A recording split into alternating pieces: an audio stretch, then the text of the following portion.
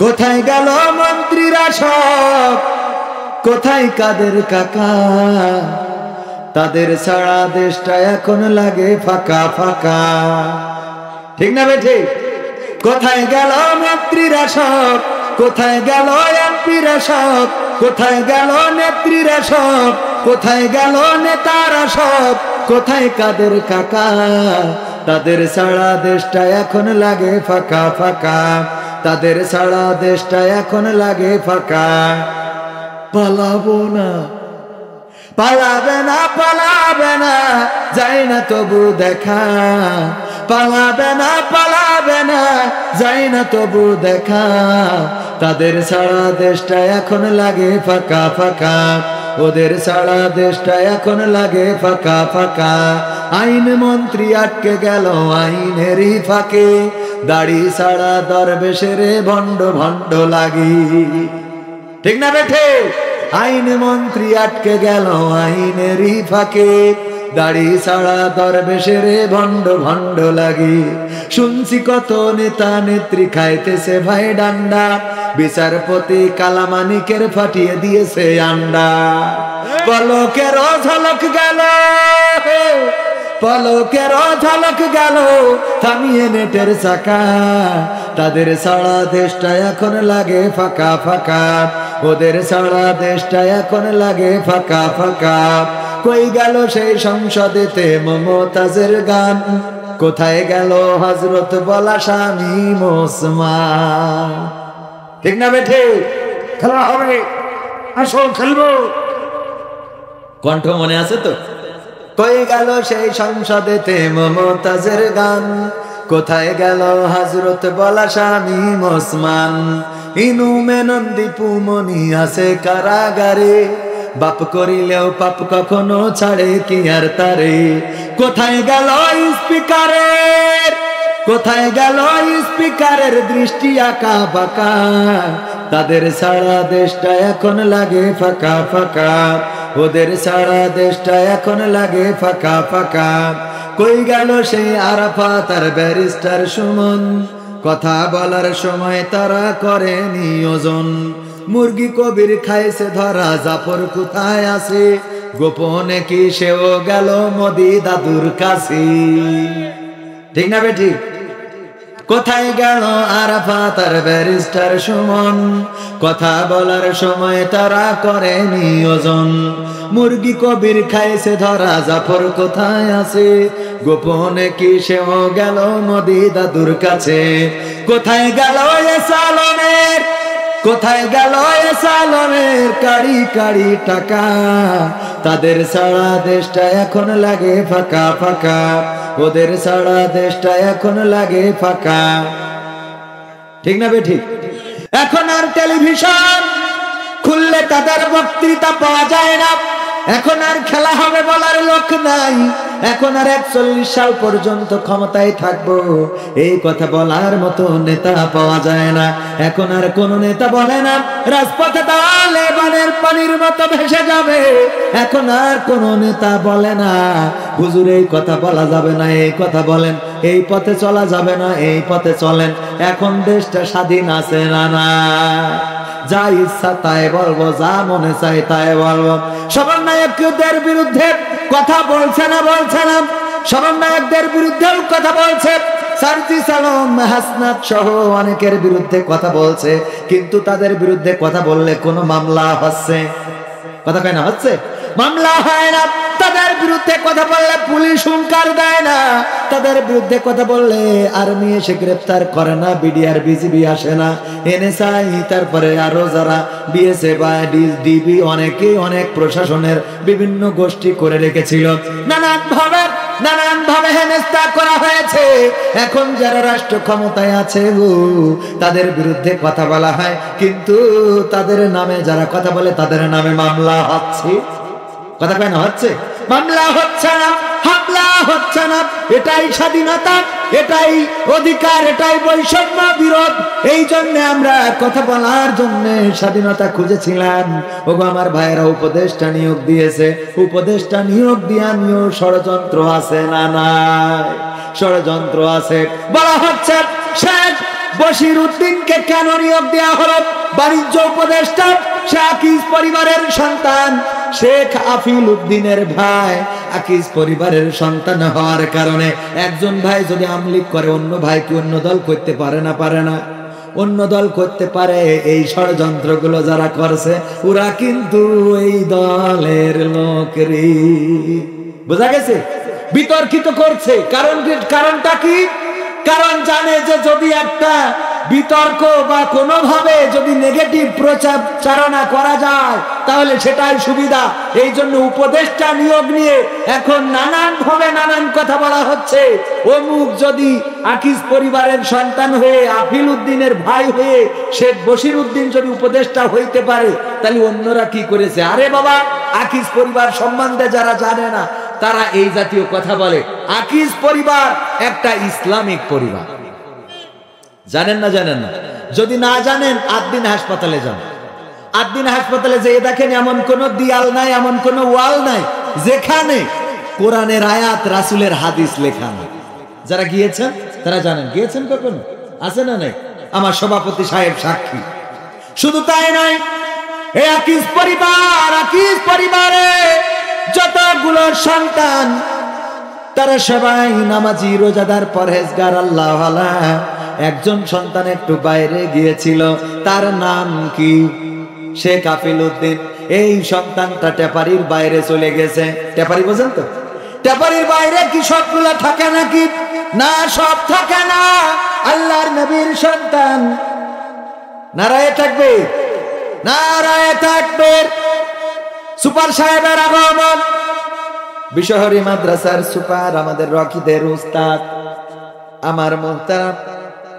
আমাদের মুহতারাম মাওলানা আবু সাইদ সাহেব, আমার বাবার বন্ধু, আজও হায়াতে বেঁচে আছেন।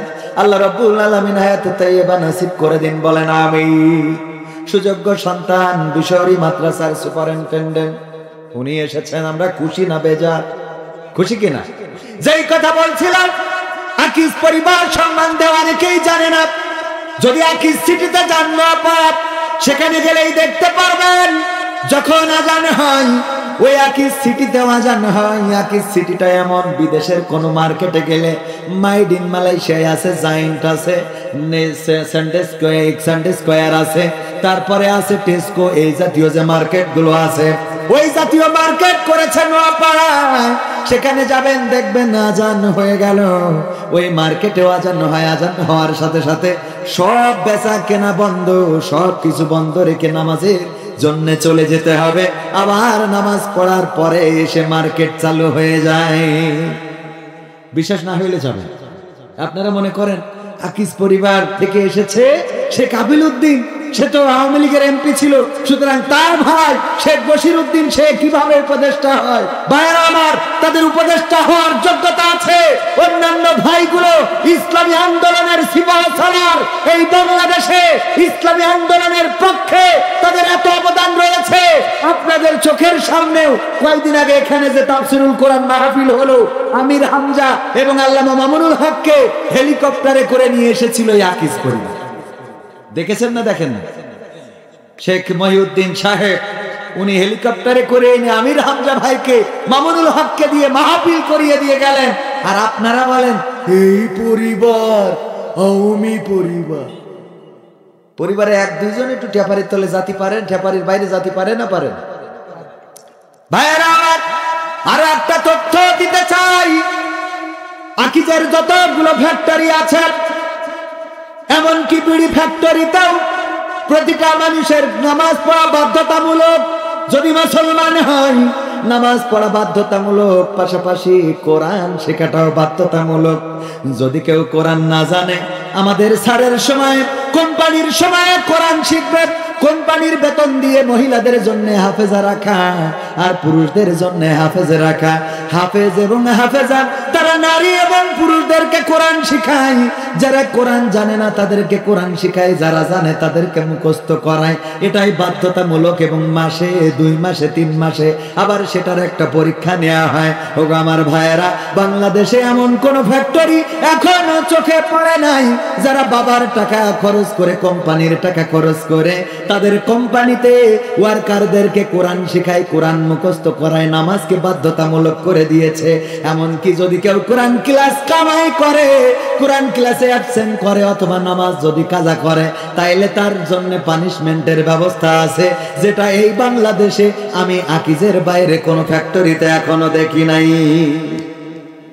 সেই পরিবারের একজন সন্তান বাণিজ্য উপদেষ্টা হয়েছে, আর আমার কিছু আল্লাহর ওলিরা তারা বিতর্কিত করার চেষ্টা করছে।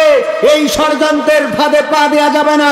ষড়যন্ত্রকারীরা তারা নানান ভাবে ষড়যন্ত্র করে বাংলাদেশের মানুষের ঐক্যকে বিনষ্ট করে দিতে চায়। সুতরাং স্বাধীনতা অর্জিত হয়েছে 3 মাস, এই 3 মাসের মধ্যেই গোটা দেশ পরিবর্তন হয়ে যাবে, এত সোজা। উনি সহসুপার, আগে ছিল বিশহরী মাদ্রাসার হুজুর, পরবর্তীতে গিয়েছে হাজরাখানা। তো হাজরাখানায় যাওয়ার পরে উনার সেখানে বোঝার জন্য কিছু সময় লাগে না বোঝার জন্য কিছু সময় লাগে না। তো বাংলাদেশে যারা ক্ষমতায় এসেছেন তাদের অন্তত বোঝার জন্য তো কিছু সময় দিবেন। এর মধ্যে হঠাৎ করেই বলে অমুক কেন তমুক কেন। হ্যাঁ, কিছু কথা বলতেই পারেন।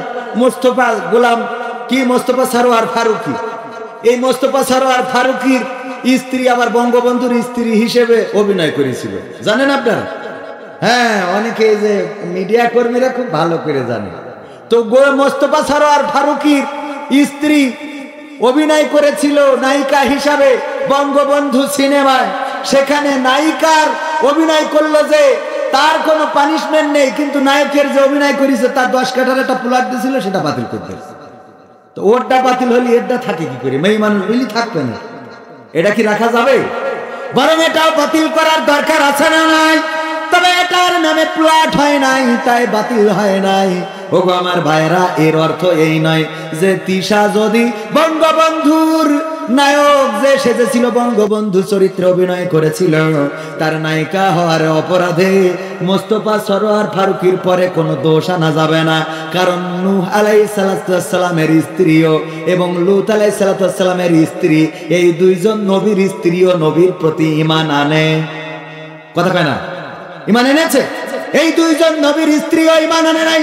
সুতরাং মোস্তফা সরোয়ার ফারুকীর স্ত্রী তিশা, সে যদি মোস্তফা সরোয়ার ফারুকীর সাথে একমত না হয়, নাও হইতে পারে, কারণ হেদায়েত সবার নসিবে।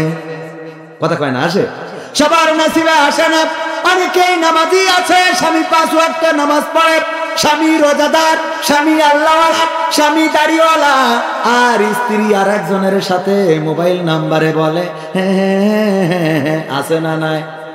এরকম আছে না নাই? স্বামী খুব ভালো মানুষ,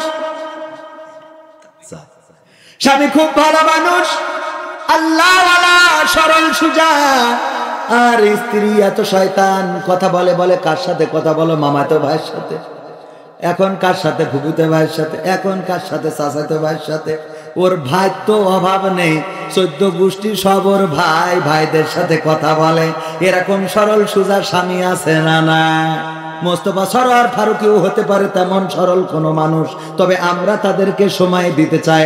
আমরা দেখতে চাই বাংলাদেশের 3 মাস নয়, আমরা আরো সময় দিতে চাই এই বাংলাদেশ সংস্কারে তাদের ভূমিকা কি।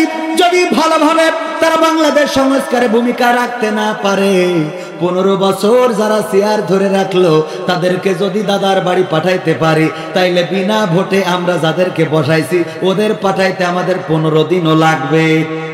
কথা কেন লাগবে? 15টা বছর ধরে যাই চেয়ারটা ধরে আছে, তাদের পুলিশ, তাদের র্যাব, তাদের ডিবি, তাদের বিজিবি, তাদের এনএসআই, তাদের বিএসএফ, তাদের বিদেশি সংস্থা, তাদের সব কিছু। আর আমার দেশের ছোট ছোট বাচ্চা শিশুরা, যাদের হাতে অস্ত্র নাই, যাদের হাতে বোমা নাই, যাদের হাতে গুলি নাই, যাদের হাতে ছুরি নাই, যাদের হাতে দা নাই, যাদের হাতে কাস্তে নাই, খালি হাতে রাজপথে নামলো, এক দফা এক দাবি, স্বৈরাচার কবে যাবি? এই আন্দোলনে আমার দিদি চলে গেল দাদার দেশে। যদি 15টা বছর ধরে এত কিছু সব রেডি করার পরেও বাংলাদেশে থাকার সাহস না পায়, তাইলে আজকের যারা উপদেষ্টা, আজকের যারা তত্ত্বাবধায়ক সরকারের উপদেষ্টা এবং প্রধান উপদেষ্টা সহ যারা আছে, তারা যদি বাংলাদেশে ভুল করে, আল্লাহর কসম করে বলি তাদের তাড়ানোর জন্য 3 দিনও লাগবে না। কয়দিনও লাগবে না? 3 দিনও লাগবে না। সুতরাং ছাত্ররা যারা আন্দোলন করে ওরা কিসের ছাত্র এটা জানার দরকার। এখন পত্রিকায় আসে ছাত্ররা এটার বিরুদ্ধে আন্দোলন করেছে, ওটার বিরুদ্ধে আন্দোলন করেছে, কিন্তু মাথায় রাখতে হবে ওরা কি বৈষম্য বিরোধী দলের ছাত্র, নাকি ওরা শিবিরের ছাত্র, নাকি ওরা লীগের ছাত্র, নাকি ওরা দলের ছাত্র, এটা দেখার দরকার আছে না না। আবার অনেকেই আছে ছাত্র ও না, ছাত্র ও না রে, তারপরে রাজপথে দাঁড়ায় আন্দোলন করে ছাত্র সেজে, এমন আল্লাহর ওলি আছে না না? কথা কয় না, আছে না না? বাজারে এসে কালেকশন করে, কোথা থেকে এসেছে? কুলুকুলু গ্রাম থেকে এসেছি। হ্যাঁ, এটা গ্রামের নাম বলে। ওখানে একটা মাদ্রাসা আছে, দান করেন কিছু। যদি বলা হয় ওই মাদ্রাসায় যাব, কয় যাবেন? দিয়া লাগবে না। এরকম আছে না নাই? মেয়ে বিয়ে দেবে, সাহায্যের জন্য আসে, মেয়ে বিয়ে দিতে পারছি না। আমি বললাম ওগো আমার বোন, যে মেয়ে বিয়ে দিবেন অ্যাড্রেসটা বলেন, ঠিকানাটা বলেন, আমরা আপনার মেয়ের বিয়ের দিন উপঢৌকন নিয়ে যাব, এত কষ্ট করেন, আপনার মেয়ের বিয়ের দিন যদি পারি কিছু সহযোগিতা করবো। কয় দেবেন না? ভালো কথা, এত কথা কান কেন? তার মানে বোঝা যায় না, যায় না? এরকম ভণ্ডামি আছে না নাই? অনেক আছে। এই জন্য এখন যারা আন্দোলন করে, এখন যারা কথা বলে, এই কথা কারা বলছে এটাকে খুঁজে বের করা দরকার। অনেকেই আমাদের ভাই ভাই দ্বন্দ্ব বাঁধাতে চায়, অনেকেই আমাদের এই সম্পর্কের মধ্যে ফাটল ধরিয়ে দিতে চায়। 15টা বছর ধরে যা পরিবর্তন করতে পারলো না, 3টা মাসের মধ্যে কেমন করে পরিবর্তন হয়ে যাবে, এইটা তো একটু কমন সেন্স দিয়ে বোঝার দরকার আছে না নাই? কথা কয় না, আছে না না? 15 বছর ধরে এই রাস্তাটা পাকা হয়নি, এখন 3 মাসে আপনারা যদি আন্দোলন করেন রাস্তা পাকা করো, নাই ক্ষমতা ছাড়ো, এ হুজুর যাবে কেন? আগে 15 বছর দিয়েছেন। হিন্দুরাও এখন অধিকার না, অধিকার চাই, অধিকার চাই, শাহবাগে যাবো, লং মার্চ করবো, এই করব তাই করব, কত হুমকি, কত ধামকি দেখছেন না, দেখছেন? অথচ যখন বিশ্বজিৎকে কুপিয়ে কুপিয়ে হত্যা করা হয়েছিল, বারবার চিৎকার করে বলেছিল আমি শিবির নই, এমনকি আমি মুসলমান নই, আমি হিন্দু। তাকে হত্যা করার পরে আমার দেশের দাদারা দিদিরা একজন প্রতিবাদ করে নাই, বলেন ঠিক কিনা? আর এখন এত অধিকার, আরে বাবা, পান্তে চুন খসলি কর। তা কোনটা চাইলে তুমি? এটা কি যে কি চাইলে তুমি? আছে না নাই? ক্ষমতার দাপটে তুমি, ক্ষমতার দাপটে তুমি হইলা যে ভাই অন্ধ, সব ক্ষমতা চূর্ণ হবে আখি হইলে বন্ধ তোমার, সব ক্ষমতা চূর্ণ হবে আখি হইলে বন্ধ।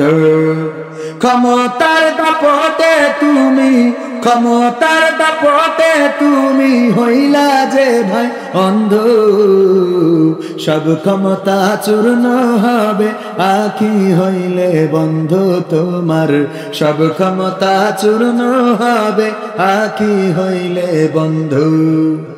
গায়ের জোরে আজকে তুমি হয়েছ বেসামাল,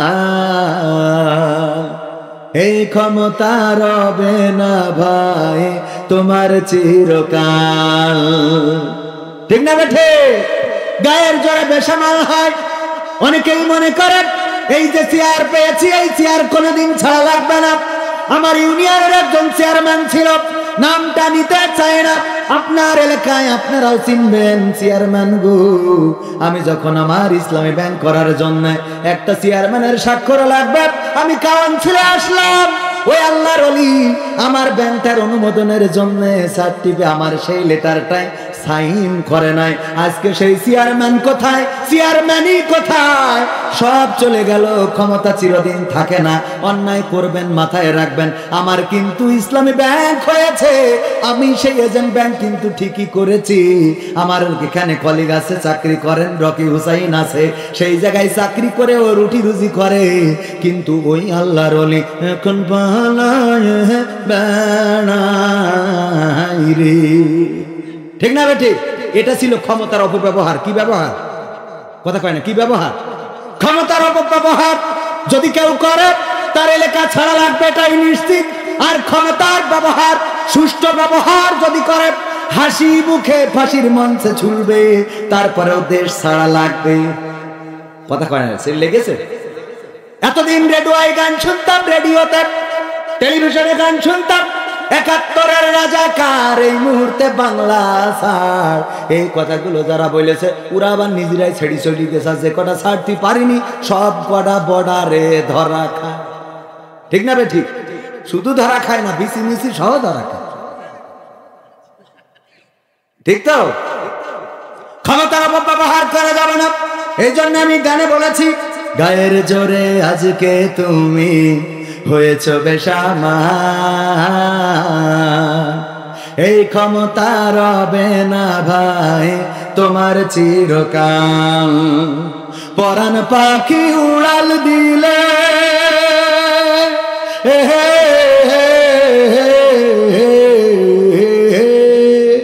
পরাণ পাখি উড়াল দিলে, পরাণ পাখি উড়াল দিলে, দেহ হবে গন্ধ, সব ক্ষমতা চূর্ণ হবে আখি হইলে বন্ধু তোমার, সব ক্ষমতা চূর্ণ হবে আখি হইলে বন্ধু।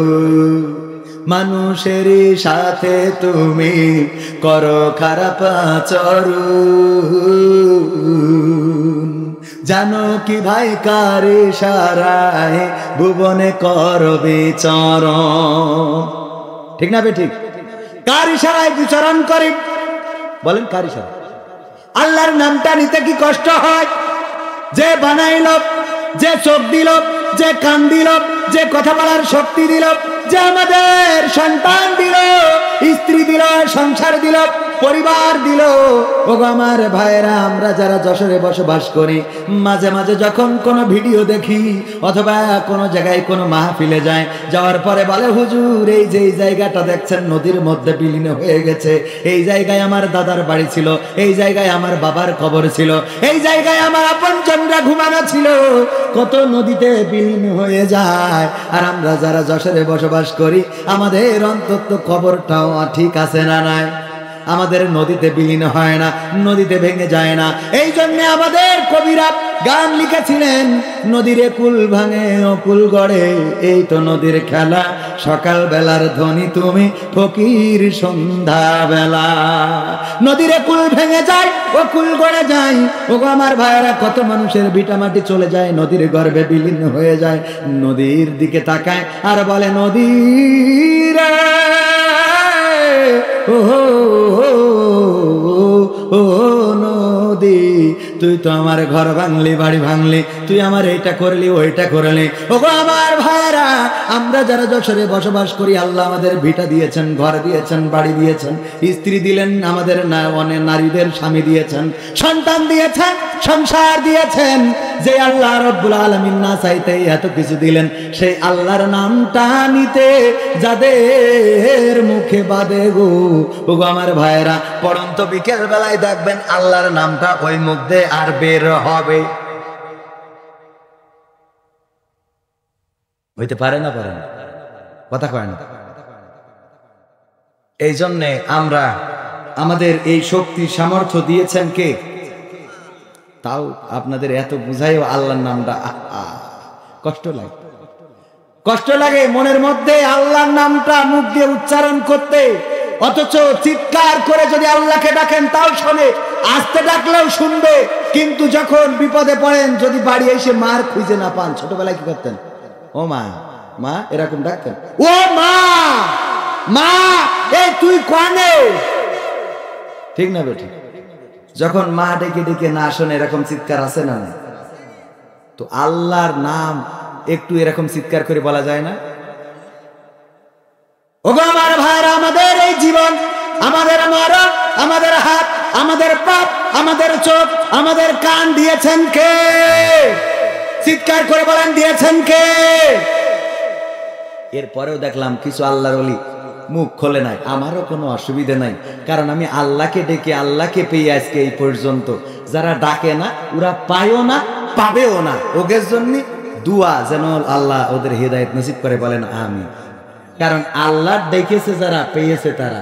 কেউ বলে বলুক তোমায় চেনা বড় কঠিন দায়, কেউ বলে বলুক তোমায় চেনা। তোমার প্রেমে যে মজেছে মাওলা, তোমার প্রেমে যে মজেছে মাওলা, প্রেমে ডুবে মরেছে, কেউ বলে বলুক তোমায় চেনা বড় কঠিন দায়, কেউ বলে বলুক তোমায় চেনা। ইব্রাহিম কে হাত পা বেঁধে নমরুদ মনের জ্বালা মিটাতে ছিটকে দিল আদাল কূপে। ইব্রাহিম কে হাত পা বেঁধে নমরুদ মনের জ্বালা মিটাতে ছিটকে দিল আদাল কূপে। তুমি সেই অনলে ফুল ফুটাইলে, সেই অনলে ফুল ফুটাইলে, নিখুঁত কলা কৌশলে, কেউ বলে বলুক তোমায় চেনা বড় কঠিন দায়, কেউ বলে বলুক তোমায় চেনা।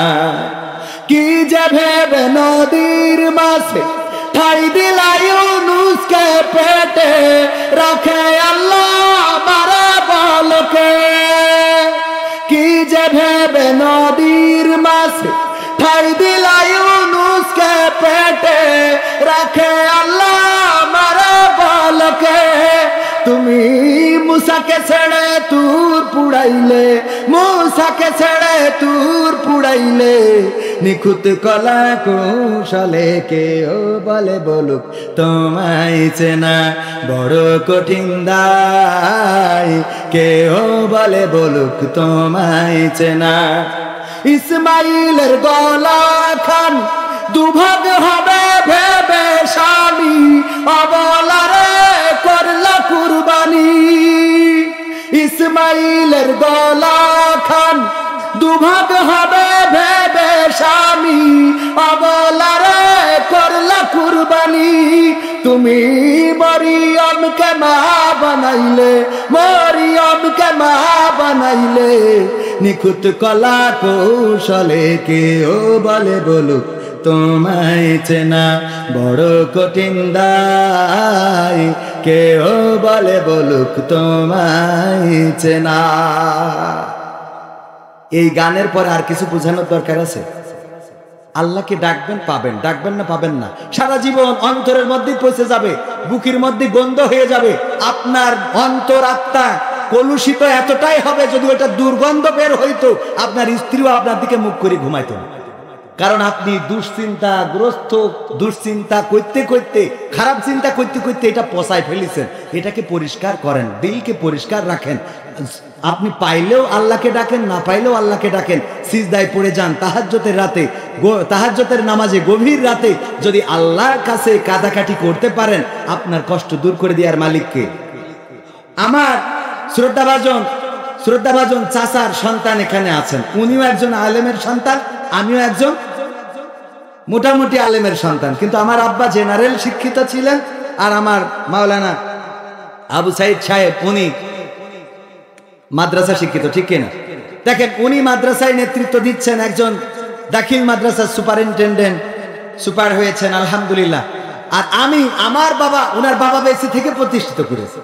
ওনার বাবা বেঁচে থেকে, আমি একেবারে প্র্যাকটিক্যালে দেখাই দিচ্ছি, ওনার বাবা কিন্তু এখনো বেঁচে আছেন, তার মানে বাবা বেঁচে থেকে প্রতিষ্ঠিত করেছে। আর আমার বাবা যখন মারা গিয়েছেন তখন আমি কেবল 8 থেকে 9-এ উঠেছি। আমার বাবা মারা গিয়েছেন 5 জানুয়ারি, কত? 5 জানুয়ারি 2002, 5 জানুয়ারি 2002 অনাকাঙ্ক্ষিত ভাবে মারা গিয়েছেন। আপনারা জানেন অনেকেই আমার বাবার ইতিহাসটা। তো আমার আব্বা মারা গেলেন 2002-এ, যখন আমি ক্লাস 8 থেকে কেবল 9-এ উঠেছি, ক্লাসও শুরু করি নাই। 5 তারিখে মারা গেলেন। আমার আল্লাহর পরিকল্পনা ছিল আজ হোক কাল হোক কবির বিন সামাদকে মাস্টার আব্দুল সামাদের জায়গায় নিয়ে আসবো। এই পরিকল্পনা ছিল কার? আমার মা বেঁচে আছেন এখনো পর্যন্ত, চাইলে জিজ্ঞেস করতে পারেন। আমি যখন ছোটবেলায় মাহফিলে গিয়েছি সেখানে এতটাই অবহেলা পেয়েছি, বরং স্টেজে কথা বলতে দেওয়া হয় নাই, স্টেজ থেকে নামিয়েও দেওয়া হয়েছে। আমি ইন্টারে পড়ি গঙ্গানন্দপুর ডিগ্রি কলেজ, তখন আমার মাকে বলেছি, মা আর যাই হোক আমি ওয়াজ করব না। আমার মাকে বলেছি, মা বেঁচে আছে, আপনারা যাচাই করতে পারেন। কিন্তু আমার আল্লাহ চেয়েছেন যে আমি তোর ওয়াজ করব। পরিকল্পনা কার? আমি চাইলে তো হবে না, আল্লাহ যেটা পরিকল্পনা করে রেখেছেন। এখন দেখেন, মানে যাই করি তাই করি, ঘুরে ফিরে কত নাটক, কত গান, কত কি করলাম, তারপরে আল্লাহ আবার এই জায়গায় আনলো যেই জায়গাটা ছিল। আমি বলি, আমার আব্বা ইন্তেকালের সময়, মারা যাওয়ার সময় অ্যাক্সিডেন্ট করে যখন মারা গিয়েছেন, এখনো ওই রাস্তা দিয়ে যখন যাই, তখন ওই জায়গায় গেলেই আব্বার কথায় মনে পড়ে যে এই রাস্তাটা ক্রস করছি, যেখানে আমার আব্বার রক্ত দেখেছিলাম পড়ে থাকতে পিচের উপরে। আমি ওই ক্যাম্পে আর যাইনি যে ক্যাম্পে আমার আব্বার গাড়িটা ছিল অথবা প্রথমে নিয়ে যাওয়া হয়েছিল। আমি সেই থানাতে আর কোনোদিন ঢুকিনি যেই থানার সামনে আমার আব্বার দেহখানা শোয়ানো ছিল। আমি দেখেছিলাম মাফলা দিয়ে, চাদর দিয়ে দেহখানা বাঁধা, কান থেকে রক্ত বেরোচ্ছে, শরীরে রক্ত লাগানো। চিৎকার করে বলেছিলাম, কালকে স্টেজে কথা বলেছেন আর আজকে নিথর ভাবে এখানে পড়ে আছেন এই জায়গায়।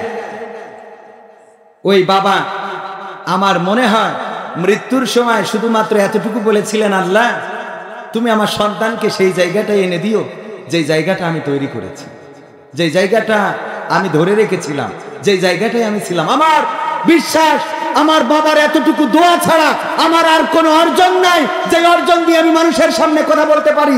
আমার বাবার এই দোয়া আজকে এত দূর পর্যন্ত নিয়ে এসেছে। এখন আমার মা জায়নামাজের সারাটা রাত ইবাদত করেন, আমার জন্য দোয়া করেন। আর সেই দোয়ার বারাকা হলো কবির বিন সামাদকে আলহামদুলিল্লাহ বাংলাদেশের মানুষ দলমত নির্বিশেষে এখন মানুষে অন্তত স্নেহ করে, শ্রদ্ধা করে, ভালোবাসে, দাওয়াত করে, খাওয়ায়, আবার টাকা দেয়। মায়ের দোয়া, বাবার দোয়া, অর্জন বলে কিছু নেই ভাইয়েরা আমার। এবং আল্লাহ রাব্বুল আলামিন যদি কবুল করেন, আল্লাহকে দেখে যদি পান, আল্লাহকে মৃত্যুকালে আমার বাবা, আমার বিশ্বাস, আমার মন বলে, যেহেতু বাবার কথা শুনতে পারি নাই, আমার মন বলে আমার আব্বা বলেছিলেন, আল্লাহ তুমি ওই জায়গায় এনে দিও। আমার এটা অন্তরাত্মা ডেকে বলে। আমি যখন প্রতিদিন বাড়ি থেকে বের হই, আমার আব্বার কবরে সালাম দিয়ে বের হই, যখন বাড়িতে ঢুকি আব্বার কবরে সালাম দিয়ে ঢুকি। অসংখ্যবার আব্বা আওয়াজ করে বলেছিলেন, আমি যদি যোগ্য সন্তান তৈরি করে যেতে পারি, ওই সন্তান আমার কবরে যে সালাম দিবে তার ভালো আমলগুলো আমি পাবো। আর যদি সন্তান খারাপ হয়ে যায়, তাহলে সে সিনেমা দেখে আসবে, গাঁজা খাবে, মদ খাবে, ফেন্সিডিল খাবে, নেশা করবে, নারীদের পিছনে ঘুরবে, আর আমার কবরে এসে বলবে, আব্বা যা কিছু আনিলাম তোমার কিছু দিয়ে তুই তারপর ঘরে ঢুকতেছে।